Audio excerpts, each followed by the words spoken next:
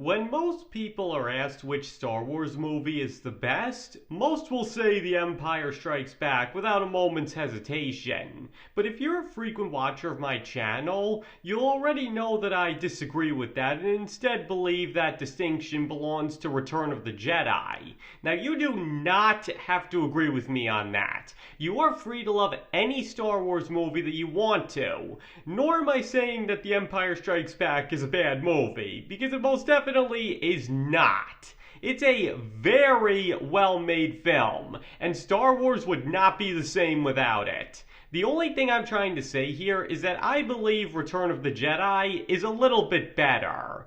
But regardless of whether or not it's the best Star Wars movie, there's also the fact that a lot of people seem to be unnecessarily hard on it and tend to overlook all of its brilliant elements for its few questionable ones. And today, I'd like to try and make the case for why Return of the Jedi is a great film that deserves to be seen as on par with The Empire Strikes Back. And there will be spoilers for pretty much everything and anything Star Wars ahead. So in case you don't want something ruined, you probably shouldn't proceed with this video. You have been warned. Now, I've made it no secret in the past that I am not a professional film critic, nor have I been formally trained in the art of dissecting movies. However, I have written quite a few books and seen probably thousands of movies in my day, so I would like to think that I know something is good when I see it. But if you are looking for something more professional, feel free to turn off the video, as I will be injecting my personal thoughts every once in a while in addition to my more neutral analysis.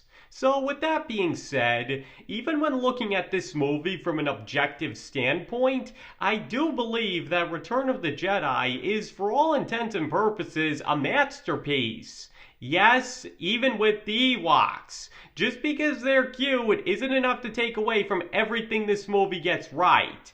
George Lucas was even trying to show with them how a primitive people could beat a more technologically advanced society when they had the proper motivation and determination to defend their homeland. And not to mention, when you really stop and analyze the fight, they spend most of it getting their tails handed to them and mostly help the rebels by distracting the Empire's troops, as well as through sheer numbers. In other words, they didn't beat the Empire just because the writers said so. If the rebels hadn't been there to turn the tide, they never would have won on their own. But even aside from that, there's also some who believe the first half hour at Jabba's palace goes on for too long or wasn't really needed at all. But that introductory battle actually provides a very important purpose even beyond rescuing Han Solo, and that's what it does for the character of Luke. Because in The Empire Strikes Back, we see that Luke is somewhat resistant to his training, falls right into Vader's trap, makes a bunch of predictable mistakes, and in the end has to be saved by his friends when he showed up to rescue them. But this time around, the shoe is on the other foot. Because not only does Luke actually accomplish his goal of rescuing his friends, but from his very first scene, you know he's the man to do it. Gone is the impulsive kid that falls right into the villain's trap, and in steps a Jedi Knight that will use every means at his disposal to succeed in his task. And perhaps most notably, he lets Jabba make all the mistakes at every turn. Luke gives him multiple chances to reach a peaceful resolution and even offers to pay great money for Han's release, as well as warns him that he will die if he's met with resistance. And when Jabba repeatedly doesn't listen, Luke delivers on his promise and proceeds to absolutely decimate his forces. What I'm trying to say here is, the last time the audience saw Luke in The Empire Strikes Back, he was an impulsive kid that Vader manhandles and only escapes alive through blind luck. But the first half hour of Return of the Jedi shows how Luke has learned from his mistakes and now truly is about to come out on top. Now, sure, there is some debate over what exactly their plan actually was, but the general idea is supposed to be that Luke was prepared for anything, only further reinforcing how much he's grown since the previous movie. Again, he doesn't make the same mistake as last time by charging in head first and asking questions later. He carefully plans for every possible scenario and leaves Jabba holding the bag so that no matter what he does, he'll be ready for it. And in the end, when Jabba won't heed his warnings, Luke completely blindsides him the same way Vader had blindsided him and wins the day. And all of this is important because it helps reinforce why he's able to beat both Vader and the Emperor later on. We see how he's come to be more like a Jedi, and will not only seek a peaceful solution by any means necessary, even when the party he's dealing with is resistant, but is also a lot smarter and more prepared now. Sure, he still isn't exactly mentally equipped to deal with everything the Emperor throws at him, but it still puts him in a much better position to resist him. And that's what leads into what's hands down the best, most well done, and way too often sadly overlooked aspect of this movie, which is the three-way confrontation between Luke, the Emperor, and Darth Vader. Because on the one hand we have Luke, who, as I just pointed out, is pretty much as close to a Jedi as one can get without actually being one. He understands that the entire galaxy hinges on his being able to destroy both Sith Lords, but he knows he's no match for the Emperor, nor is he willing to let go of his morals and murder his own father, even if he's one of the most hated men in the galaxy. So he instead does the unthinkable and tries to see the best in him to free him from the Emperor's influence, even if he's warned by everybody that it's a fool's errand, because he was told what a great man his father used to be, and he's willing to believe in that great man. Even after everybody else has long given up on him, including Vader himself, Luke is willing to give him a chance and offer him the out he desperately needs. And on the other side of the equation, we have Darth Vader himself, who seems to have lost a lot of his luster since the previous movie. But seeing as the Emperor himself has become directly involved and makes it clear that he intends to turn Luke to the dark side, it's obvious that Vader knows his days are numbered and that Luke is going to replace him as the Emperor's apprentice. So, as a result, it's really no wonder that Vader seems more depressed and his extreme self-loathing more evident, because he pretty much knows at that point that everything he did was for nothing and is going to be killed in short order. And then his own flesh and blood comes along and tells him that he sees the best in him, the hero he once was, and that he's willing to forgive him for everything. But as he himself says, the power of the dark side is absolute, which is why it's only when Luke's very life is on the line that he's able to finally break free of it and do something worthwhile with his life again. And finally, there's of course the Emperor, who is just so consumed by the dark side, as well as still riding off his triumph over the Jedi and takeover of the galaxy 25 years ago, that he's convinced he's already won before he's even made his first move. And while his attempts to sway Luke to the dark side are pretty effective and almost work, what he doesn't consider is that the circumstances are completely different this time. He had been subtly manipulating Anakin and the Jedi since he was 9 years old, and thus had basically set him up as his apprentice long before he ever made his choice. Luke, however, got to live a normal life outside of his influence, as well as come to see not only how bad the Sith really are, but that the galaxy is decidedly not better off without the Jedi. And because of that, he's much more resistant to the Emperor's manipulations than his father ever was, especially because unlike Anakin, Luke has no reason to trust or listen to him. But even then, the Emperor still nearly wins, because all he needed to do was get him angry enough one time, and that would be enough to get him to fall to the dark side. Because once one is fallen, there's no going back. And in essence, that's what the whole confrontation in the throne room amounts to. Trying to get Luke mad enough for the dark side to take hold, and Luke trying to resist and get his father to do the same. Similar to the Emperor's plan in the prequels, as I already detailed in another video, which you can find a link in the description to, it all makes sense when you really stop and look at it.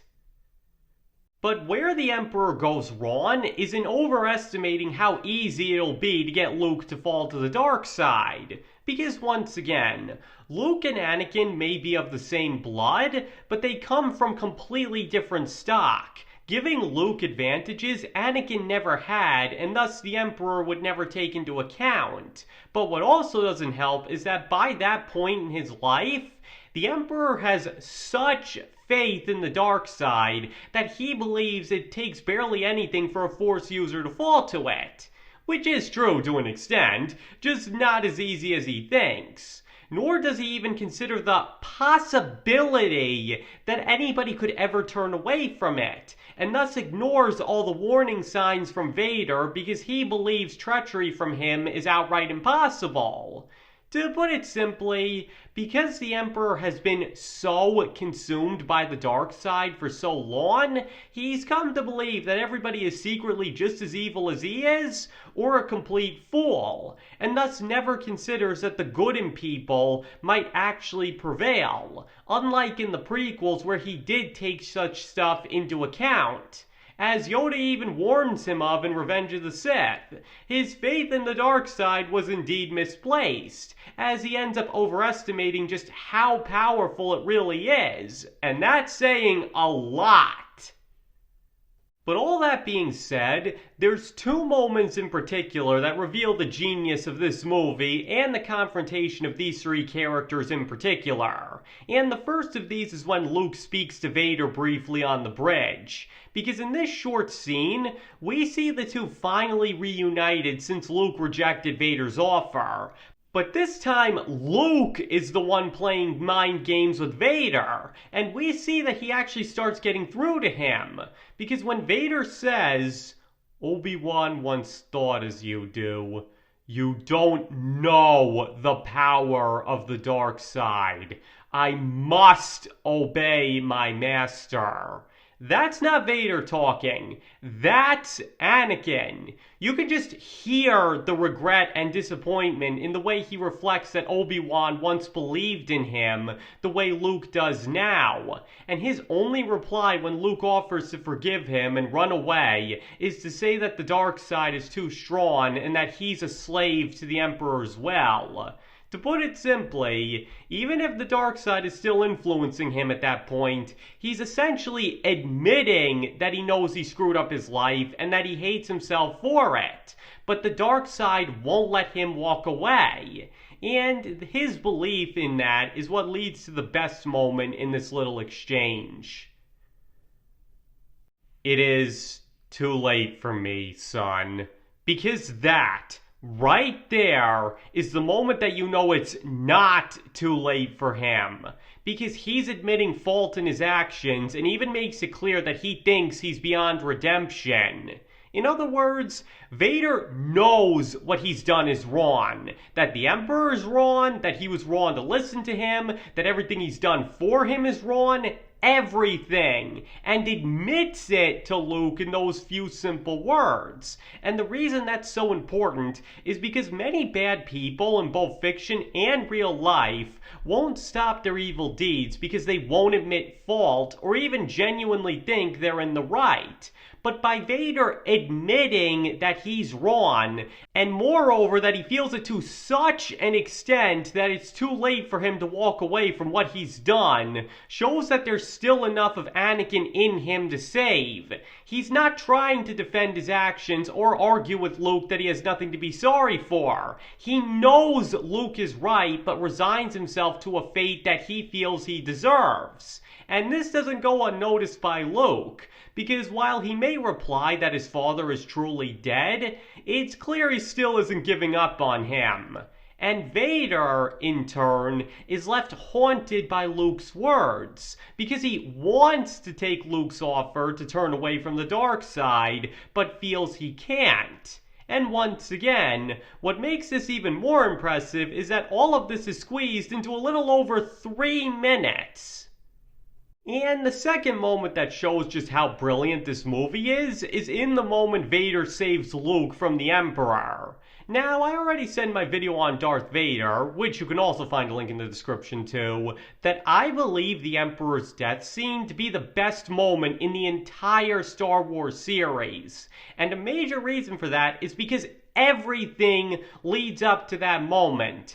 Everything that George Lucas added to the prequels, all the characters' tough choices and sacrifices, everything leads up to that moment. And in the end, it's not Luke who holds the key to saving the day, but Vader. Because even if the Death Star is destroyed, the Emperor can still get away if he kills Luke and see to it that the rebels are destroyed once and for all. So when you really look at it, no matter what's going on elsewhere in the battle, it all truly comes down to what happens in the throne room. Because either the Sith are destroyed forever, or Luke dies and the Emperor's triumph is complete. And a particular moment that shows just how dire the circumstances really are and how close the Emperor comes to winning is after he first knocks Luke over with his lightning. Because while we see Luke lying there clinging to a machine in the foreground, in the background we can also see Vader on the ground. And while it may not have been intentional, that perfectly sums up how in that exact moment, the Skywalkers, the people destined to destroy the Sith and bring everlasting peace to the galaxy, are down. The Emperor has already won and defeated them. But who is it that rises? Vader. All without a single word. That's the moment where it's clear that Vader is the only one left with a chance of stopping him. And that if he doesn't, the Emperor's victory over the galaxy will be absolute. But there's also the circumstances behind why Vader chooses to save Luke that makes the scene so powerful. Because Luke, his son, who's trying to bring out the best in him, makes it clear that he accepts him and probably reminds him of Padme and is essentially his last link to her, is about to be killed by his master. And on top of that, he's only alive because Luke had just made the opposite choice of the one he had made 20 years ago. His son was able to do what he couldn't, say no to the Emperor and face certain death rather than become his slave. In that moment, Anakin probably sees everything he wishes he could have been in Luke. And on top of that, there's also the fact that he only turned to the dark side to save Padme from death. And now he sees her son, his child, writhing on the floor in agony, begging him to help him, to save him from what he couldn't save Padme from. Can you just imagine the emotional punch to the gut that must have been for him when Luke said that? He's probably realized that for all of his attempts to save his family, he's back in the exact same position he was all those years ago. And what led to all of it was the Emperor. But it's not hatred that motivates his decision, it's love for his son, and probably lingering feelings for Padme as well, and does the impossible by rejecting the dark side in the process. As a result, he gives up his own life to save his son, does what he couldn't do for his wife and should have done years ago, destroy the man who ruined his life, and finally fulfill his destiny. And afterwards, he's finally able to die at peace, free from the Emperor, free from the dark side, and having the love and acceptance of his family again.